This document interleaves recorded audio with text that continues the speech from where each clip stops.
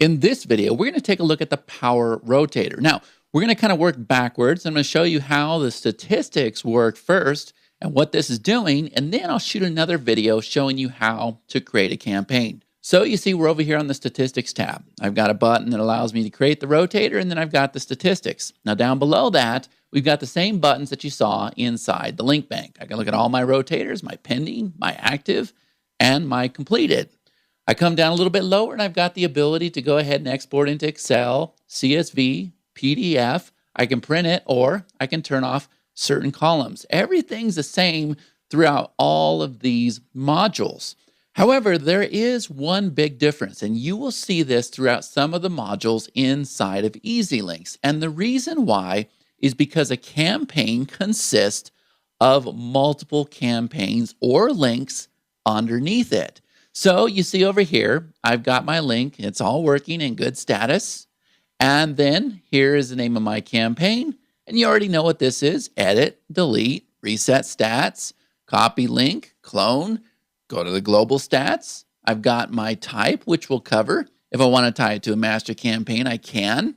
Here is the number of rotator links inside this campaign. Here is the number of links that have been visited. Here's where I can get my link, and then here's the status.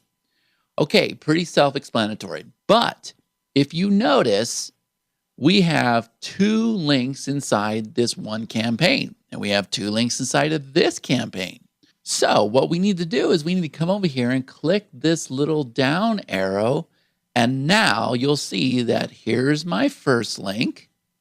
And I've got all these settings here that we're going to cover. And here's my second link.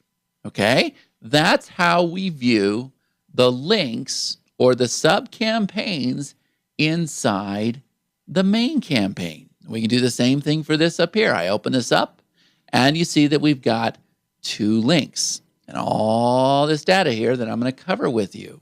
Now, since we know there is the main campaign that we're going to set up, and there's also these links inside of that campaign, well, that means that we have two separate setups. Number one, I can click this here, and I can get into the main campaign. This is where I set the name of the campaign, the status.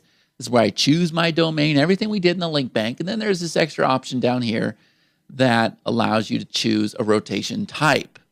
But whenever you see this little 3-point boomerang thing, if you click this, this is going to take you to the second part of your campaign.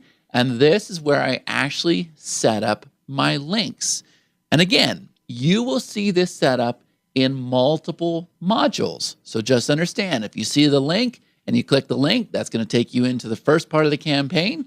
And if you click this little boomerang deal here, that's going to take you into the second part of the campaign. And you click this little arrow here, and you're able to see the links inside your campaign. And several modules throughout EasyLinks are going to require that you set up multiple links per campaign. And in the next video, I'm going to show you how we set up that rotator.